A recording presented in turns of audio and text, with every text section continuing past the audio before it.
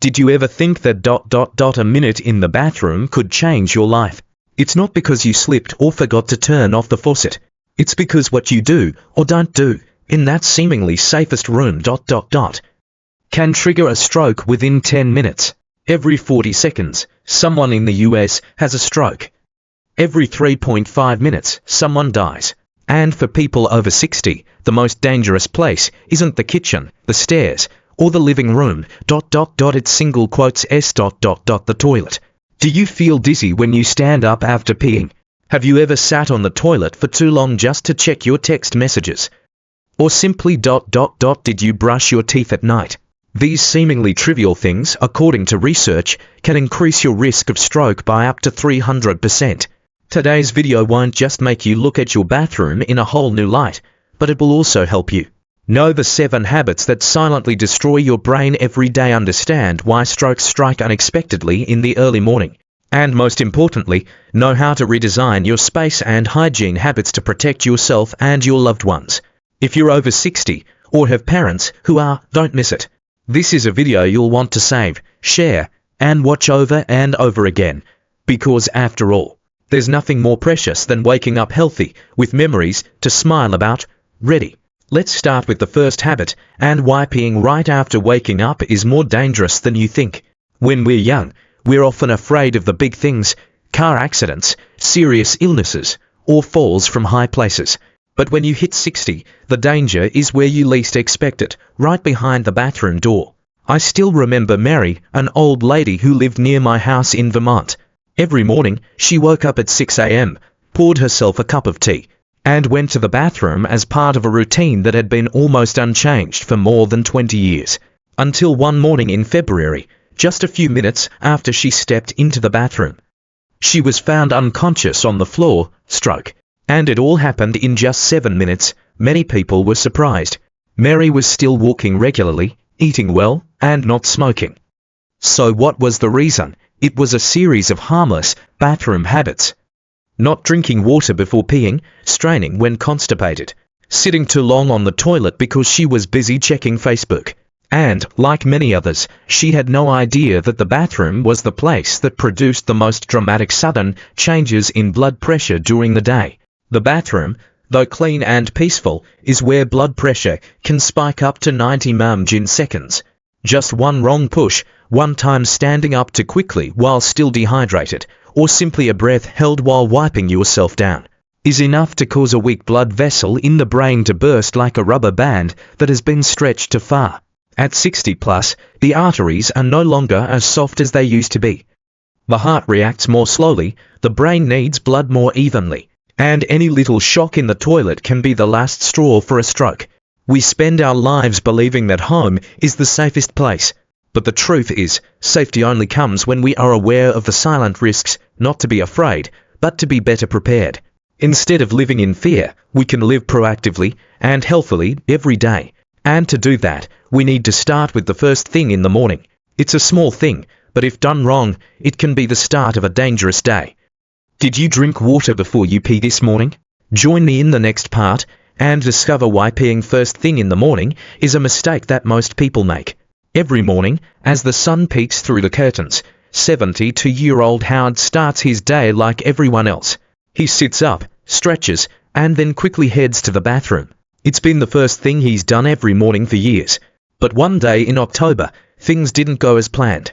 When he got up from the toilet, a few seconds later, he was dizzy. Then he collapsed. The fall didn't cause major injuries, but behind it was a more serious warning: a mini ischemic stroke TIA.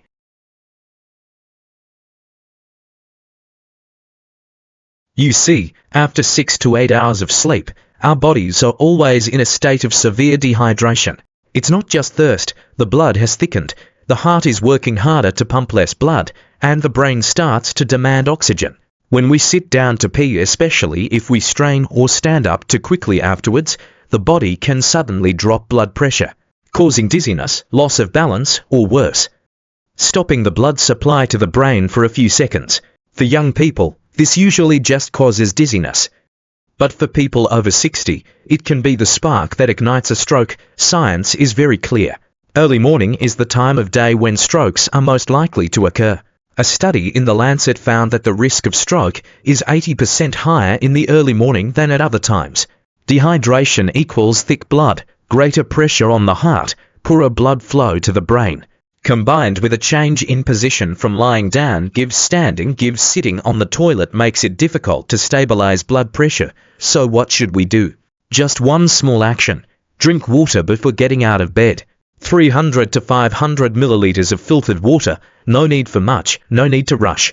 Leave a glass of water at the bedside as part of your early morning ritual. This will help the blood become thinner, the heart work less, and the brain is not starved for oxygen at the beginning of the day. According to the American Journal of Clinical Nutrition, just drinking water before getting up can reduce the risk of early morning hypotension by 61%. We always say that love is an action, not just words. So, if you live with an elderly relative, leave a bottle of water by their bed every night. It's not just a small action. It's a way to keep them with you longer, another day, another morning. And if the morning starts with preparation, the next step is to do it right in the bathroom. It seems simple, but if done wrong, it can cause your body's pressure to spike to dangerous levels without you even knowing it. Let's move on to the next part, where we will talk about urination habits and why so many people think they're done peeing ... but actually aren't. Back then, Mr. Frank, a retired engineer, had a habit that he always thought was a small thing. Every morning, he went to the toilet, washed his hands, and left the bathroom without worrying about anything else. When you pee, it's done, right, he used to say with a laugh. Until one morning, he started to feel a hanging in his low abdomen, peeing quickly, but never felt really comfortable. And then, less than a minute after leaving the toilet, he felt his heart pounding, his face burning, and he lost his balance completely. The doctor's diagnosis: his blood pressure skyrocketed right after urinating almost without warning. The underlying cause, not his age, but he had never urinated completely. Why is incomplete urination so dangerous? In older people, especially men over 65, the detrusor muscle begins to weaken. Controlling the flow of urine is no longer as smooth as it was in his 30s. And if the prostate is slightly enlarged, it is very common to leave a few dozen milliliters of urine behind after each urination. But that remnant is not simply an unpleasant thing.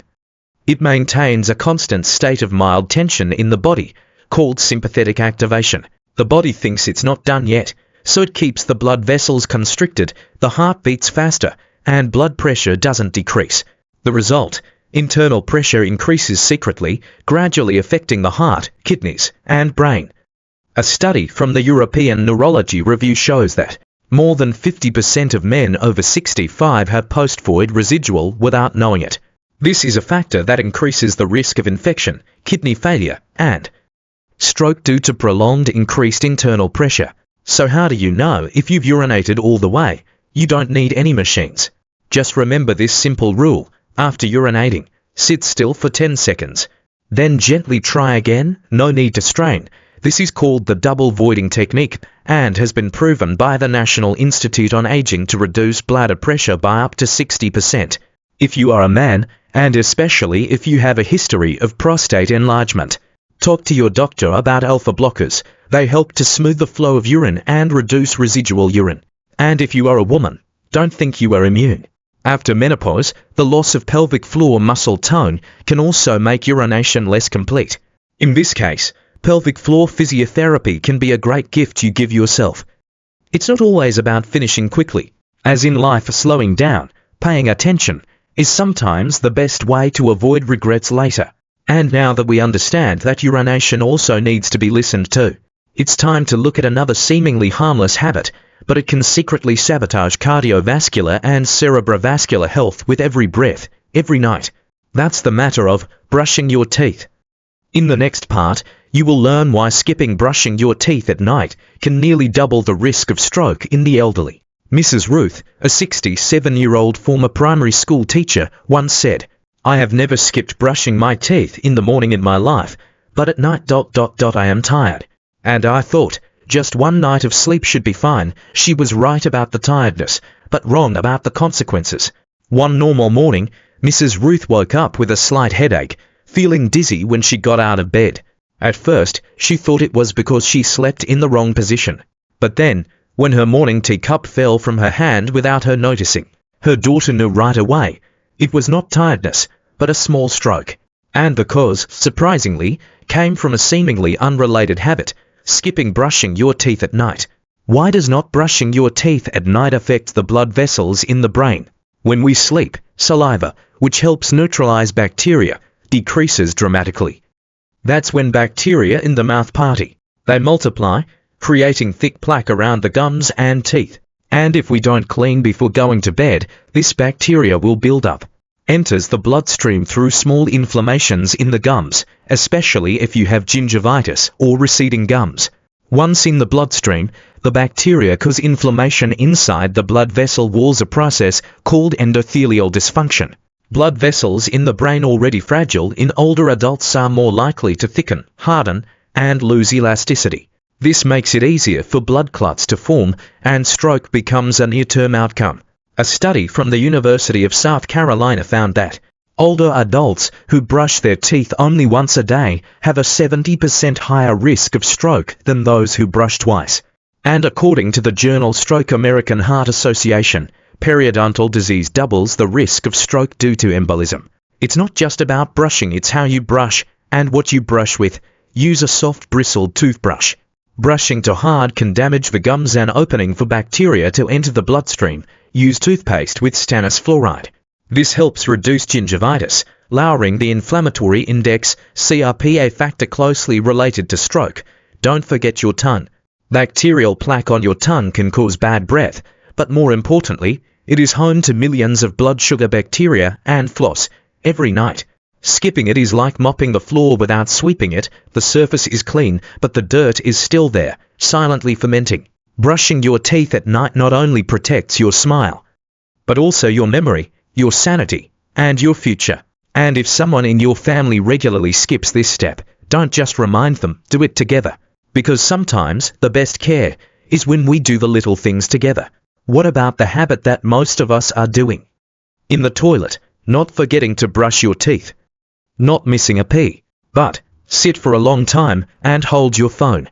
In the next part, you will learn why just 10 minutes of news feed scrolling on the toilet is enough to reduce blood flow to the brain by 17%, and how to prevent it before it's too late.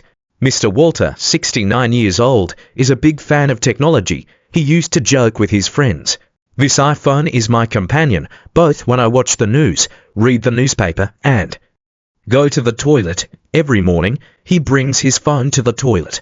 One hand holds the phone, the other balances on the chair. 10 minutes, then 15 minutes. And he often doesn't notice that his legs are numb, his head is a bit dizzy, and he has to hold on to the wall to stand up. Until one morning, he stands up too quickly and falls and hits his shoulder on the sink.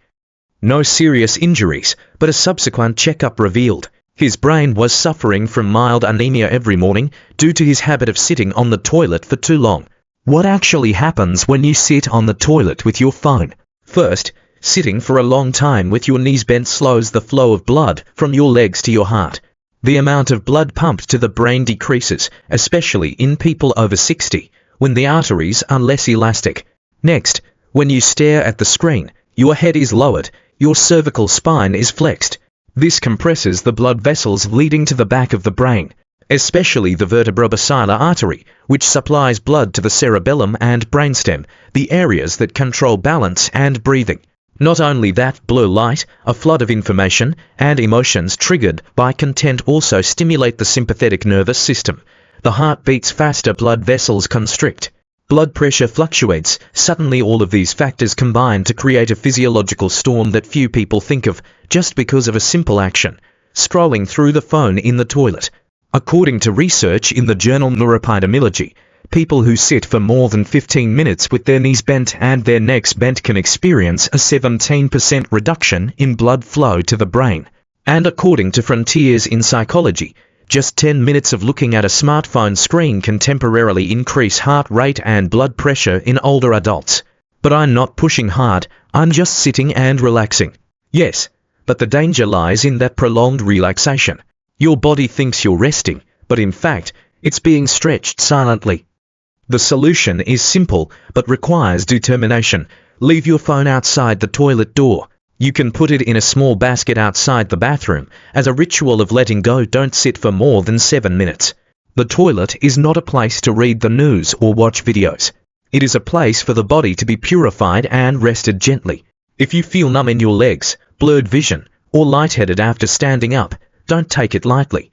It could be an early warning sign of cerebral ischemia.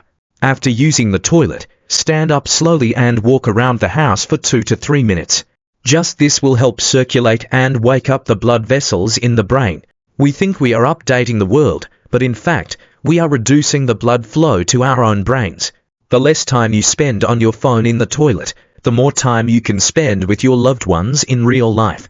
And if you think scrolling through your phone is harmless, the next part will show you something even more dangerous, an unconscious action that almost everyone does when going to the toilet: holding your breath. Just a second of holding your breath while straining or standing up can cause your blood pressure to spike over 90 mmHg, enough to cause a brain aneurysm to burst in an instant. Come with me to the next part, the Volsolver trap, why holding your breath might be the worst thing you can do.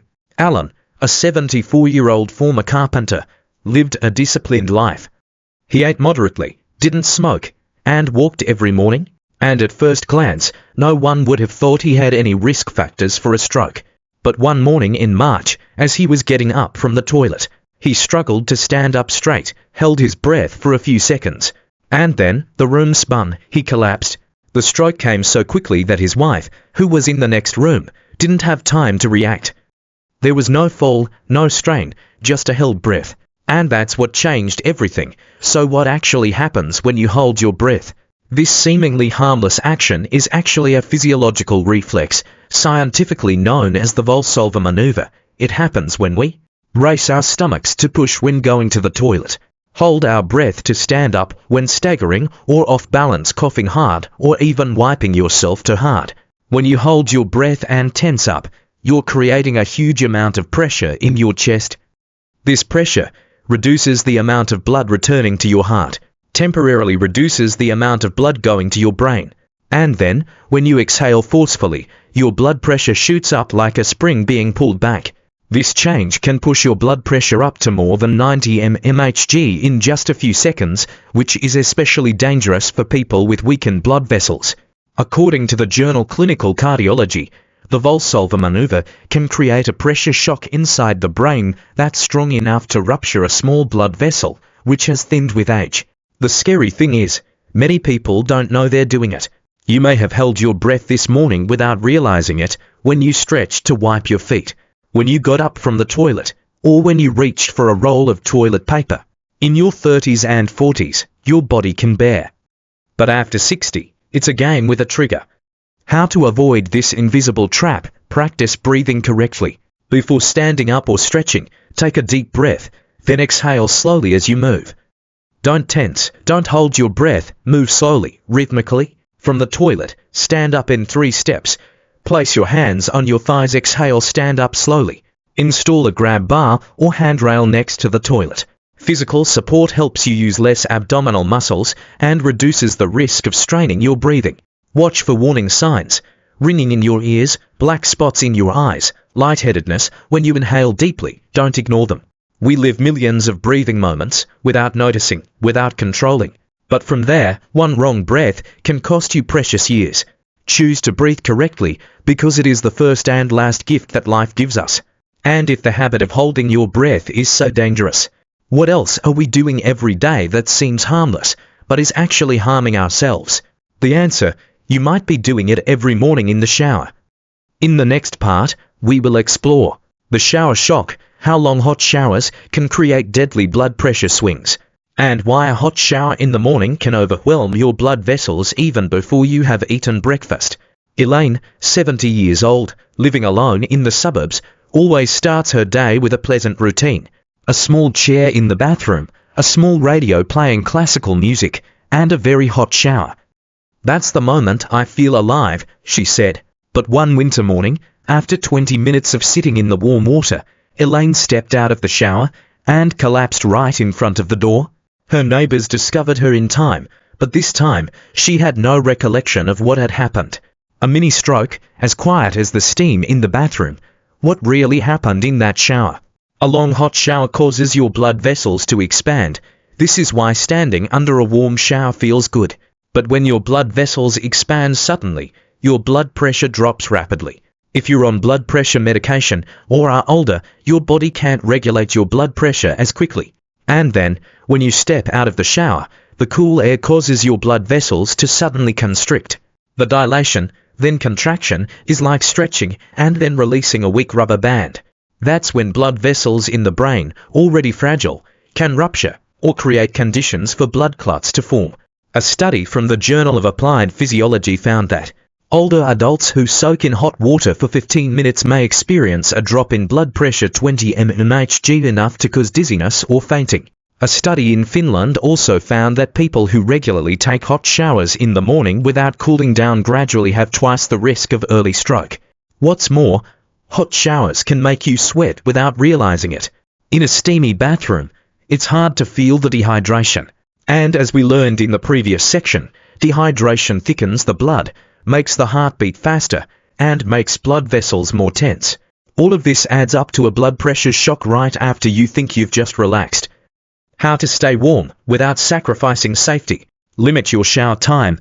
10 to 12 minutes is enough. Think of it as a calm period. No need to extend it to a danger period. Finish with 30 seconds of cool water or warm water. This helps the blood vessels to contract slowly, avoiding thermal shock when exposed to air. Always have a small chair or handrail in the bathroom. If you feel dizzy, sit down immediately. It's not weakness, it's smart. Drink water before and after bathing, especially if you shower in the morning. A small glass of water can be a shield to protect your heart and brain. Not everything that makes us feel comfortable is safe. True warmth is when you know how to take care of yourself properly, not by indulging in habits, but by loving your own body with all understanding. And after stepping out of the bathroom, if you enter another battle ... fighting to go to the toilet while constipated, straining ... then you need to know that what seems simple is the reason why thousands of people over 60 years old face strokes every year. Let me explore that in the next part. The constipation crisis, why straining on the toilet is like playing Russian roulette with your brain. Mr. Raymond, a 75-year-old man living with his wife in Florida, used to have a habit that he never thought was dangerous. Every morning, sitting on the toilet for nearly 20 minutes, straining while reading the newspaper. He said, "I'm not constipated, I just need a little more time." But then, one seemingly normal morning, his wife heard a loud noise in the bathroom. When she ran in, Mr. Raymond was unconscious on the floor. That last strain that day wasn't to push waste out, but to push his blood pressure past the limit of his brain's blood vessels. Why is straining so dangerous? When you strain, especially when constipated, your body automatically triggers the Valsalva reflex. As discussed earlier, you hold your breath, tighten your abdomen. The pressure in your chest increases, reducing blood flow to your brain. And then your blood pressure rebounds, spiking like a flash in young people. This usually has no consequences. But in older people, those with weakened blood vessels, or those with atherosclerotic plaques, this spike in blood pressure can rupture a small capillary in the brain, leading to a hemorrhagic stroke. According to the American Heart Association's Stroke Journal, straining during bowel movements can increase the risk of intracranial stroke by up to 300%. This is especially true in people with a history of high blood pressure, diabetes, or high cholesterol. Another contributing factor, poor posture. Did you know that the modern toilet with a 90-degree angle is actually not the natural position for the body to excrete? In that position, the large intestine is slightly folded, forcing you to push harder to push the stool out. Meanwhile, if you raise your legs with a small chair, you simulate a squatting position, helping the intestines to be straighter, reducing pressure and not having to strain. How to improve and protect the health of the brain's blood vessels when going to the toilet. Drink enough water every day, at least 1.5 to 2 liters. Blood is thinner, stool is softer, straining is easier. Eat lots of natural fiber. Oatmeal, prunes, chia seeds, avocado, beans, green vegetables all help the intestines move smoothly. Maintain gentle exercise every day. Just 10 minutes of walking in the morning can improve bowel movements. Use a footstool in the toilet. Simple but extremely effective. Change the angle of sitting. change the level of straining. There is nothing shameful about talking about constipation.